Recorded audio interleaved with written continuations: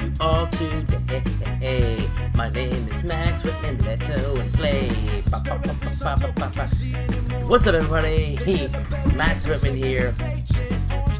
This is the Book It Better Wrestling Show. Welcome back, all you adoring fans. And welcome to all you brand new and future adoring fans. How's everybody doing today? We got a good show today. Pretty good show. Heavy on the segments. We do still get our 3 matches. We got quite a few angles here. Building into WrestleMania. We are week 2. Week 2, March 1995. We can see WrestleMania on the horizon. It is but a moment away. So let's jump right into our show. Let's not jump right into our show. Let's just chat for a little bit. We got WrestleMania coming up. I'm excited for The Undertaker versus Shawn Michaels. Got a couple of matches being announced on this episode. Quite a few matches being announced on this episode. Big news, though. Big news, though, in the World Wrestling Federation 1995. We got big news that just occurred prior to the start of this episode. And I debated not saying anything about it. I debated it being a surprise. But I don't really know how I would do it as a surprise. So I figured, why not hype it, right? Sometimes you debut guys as a surprise. Sometimes you hype guys ahead of time in advance, and you hype the thing. So we're going to issue a press release here. And the WWF, the World Wrestling Federation, has announced that one Steve Austin has left World Championship Wrestling and signed a 6-year contract with the World Wrestling Federation. That's right. The one, the only, Steve Austin. He's not Stone Cold Steve Austin yet. We'll have to see if we go that route with him. Steve Austin leaving World Championship Wrestling, coming on over to World Wrestling Federation. He will be available in 14 days' time. I believe he'll be available for WrestleMania. Whether or not he'll actually be on WrestleMania or not, I don't know. He certainly won't have time to build a storyline. But it's possible we get him in a kind of a throwaway match. More likely we'll debut him the day after. But it is possible he sees a match, and he might see maybe on the pre-show or even on the show, whatever, just strictly to get a grade. But I'm super excited for that. Steve Austin, he's 30 years old right now, 30 years old, so he joins that young core. And that's one thing that I really, really wanted to try and do and wanted to try and focus on when I started this save, was to bring in that youth movement. You know, and WWF had one in real life right about here, and I wanted to kind of mimic that, but kind of do it my own way. We didn't sign Triple H, so we brought in Eddie Guerrero instead of Triple H, pretty much, bring in Chris Jericho way, way earlier, very, very young, and so Stone Cold, I think, is going to add a good boost, because he's a young veteran, at 30 years old, but he's already right around a 70 popularity, so he'll require a little bit of building, but he's pretty much ready to bump right into an upper mid-card role for us, possibly in the Intercontinental title picture, somewhere in there. So I'm super excited. I thought about grabbing Brian Pillman as well. He's unavailable. His contract's not up. So he was teaming as the Hollywood Blondes with Austin. I thought about bringing Austin in as a tag team, but so we grabbed Steve Austin. So that's the announcement. That's the press conference. Now that we've got that out of the way, also, if you're listening and you want to leave a comment down below if you have ideas for Austin, I thought that I would probably just bring him in pretty much as the Stone Cold character. I like that character, but I don't want to do something exactly the same. So if you got any ideas for Austin, let me know. Drop a comment down below. Leave them. And we'll kind of go from there. We got about 2-3 weeks before we introduce him. So some time to discuss where we're going to go with him, what we're going to do with that. Now that we have that out of the way, let's jump right into Monday Night Raw.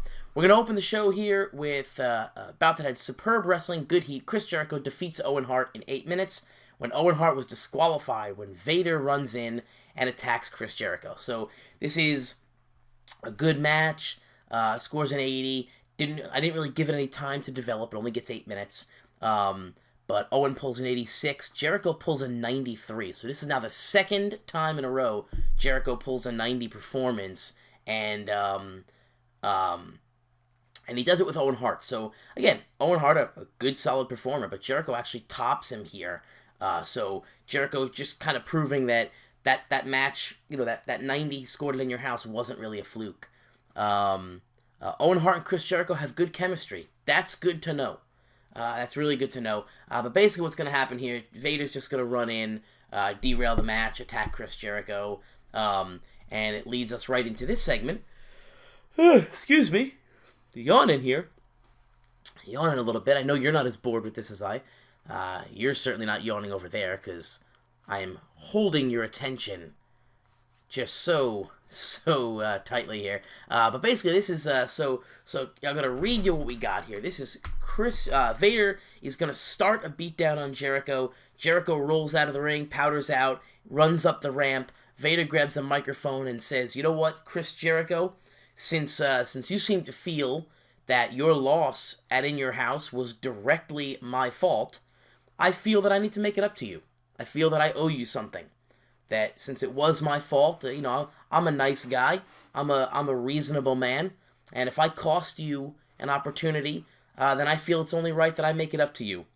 And I want to make that up to you in 2 weeks at WrestleMania in a singles match. What do you think, Chris Jericho?" So Vader issues the challenge here, a very sarcastic challenge that he wants to make it up to Jericho in a singles match at WrestleMania. Jericho looks terrified. He does not say yes, doesn't say no, but does not say yes. He scurries off behind the curtain, and we go to a commercial. So it scores an 88. So a good segment here. Actually, I forgot to put down forgot to take my notes on what these things were scoring here. That scored an 88. Stand by. Jericho, that scores an 80. There we go. Where's the heart? Want to make sure I keep track of these. That scores an 80. All right. So we score an 88. Really good segment here. Everything Jericho touches right now is gold. His matches are good. His promos are good. Moving on to our next segment here, we're going to get Diesel and Rick Steiner versus the Power Cats, Lex Luger and Scott Levy. And Scott Levy is going to defeat Rick Steiner. Levy's going to defeat Steiner by pinfall with the even flow DDT.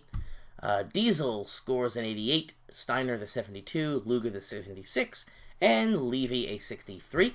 Diesel vs. Power Cats advances. This is going to score us a 79, so not a bad match at all. Junkyard Dog is gone from the company, or he will be in 8 days. So Steiner back on his own as a singles wrestler until Scott returns, if he ever returns. And so tonight he teams up with Diesel and helps Diesel take on the Power Cats, but gets pinned, gets a DDT and a pin for his troubles.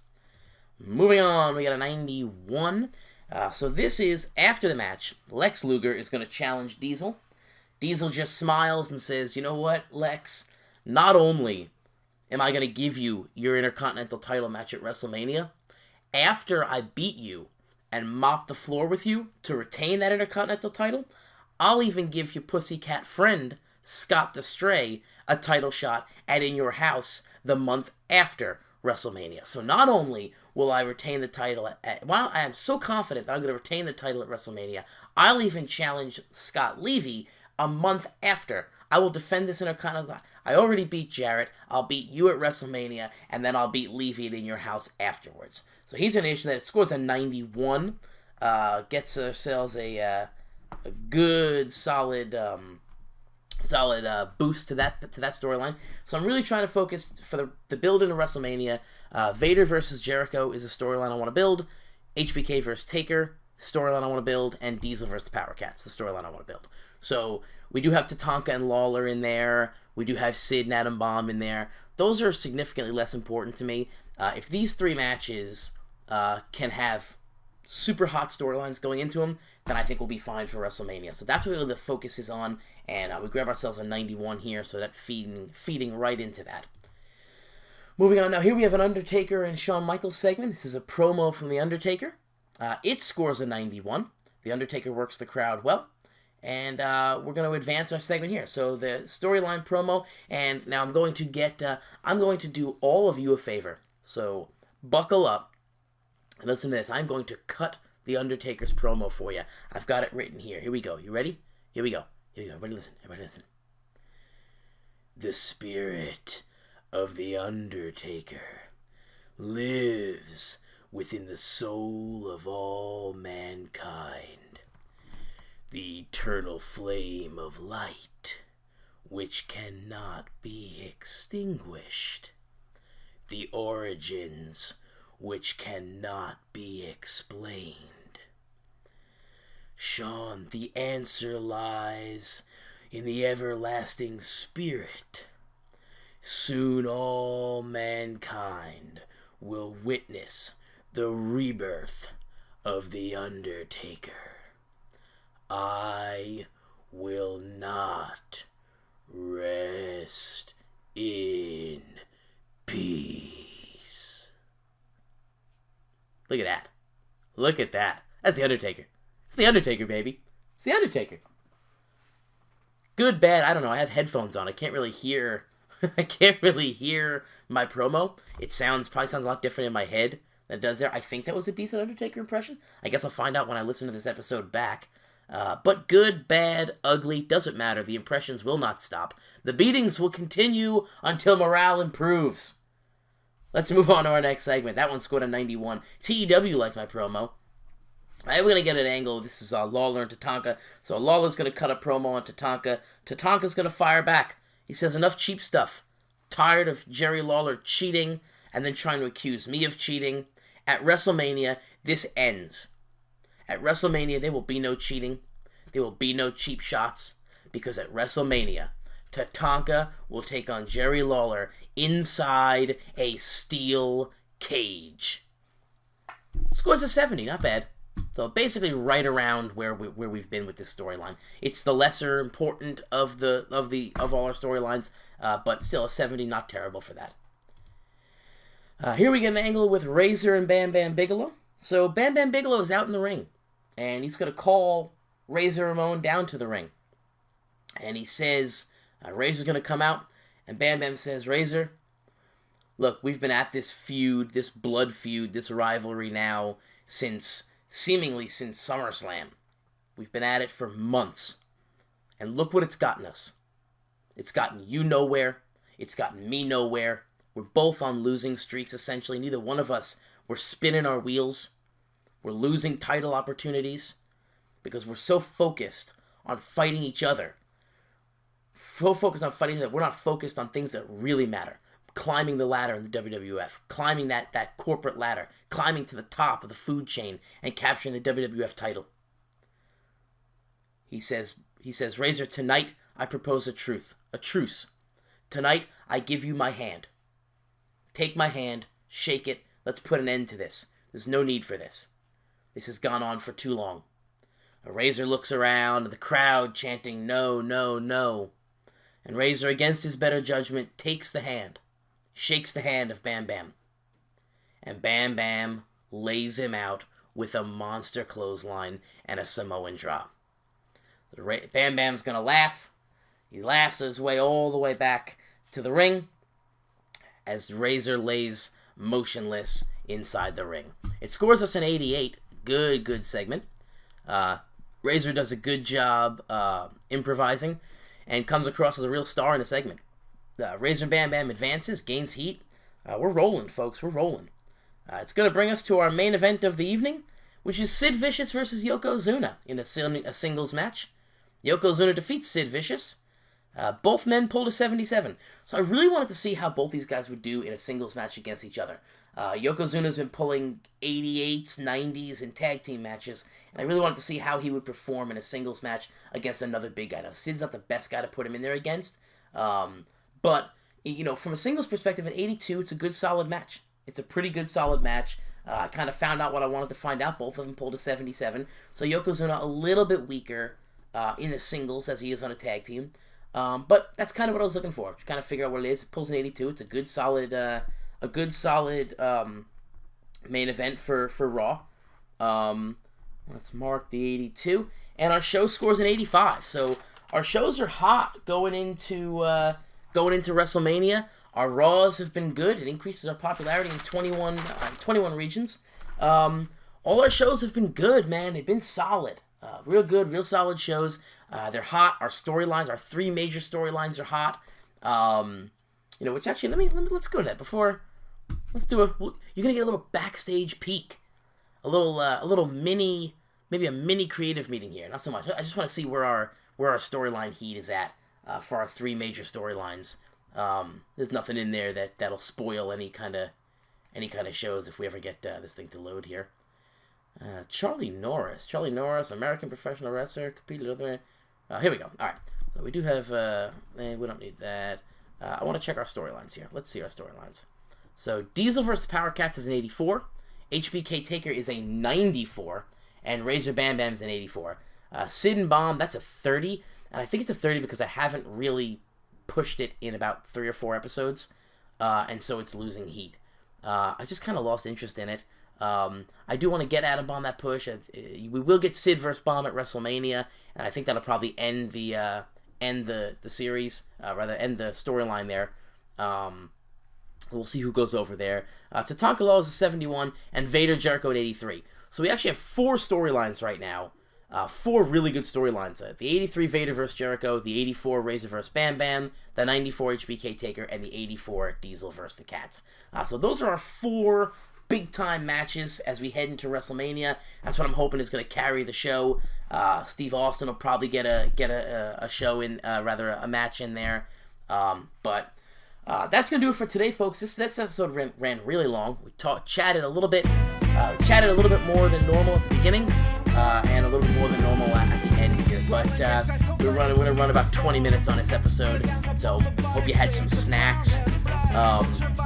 But yeah, so folks, if you were new to the channel, as always, as I end every episode, go ahead and click like, click subscribe, and keep on coming back. So we're here every Monday, Wednesday, Friday, typically, at least 3 days a week, every week, and have been for quite some time now. In about the past, geez, what have we been on the air for now? Six months or so?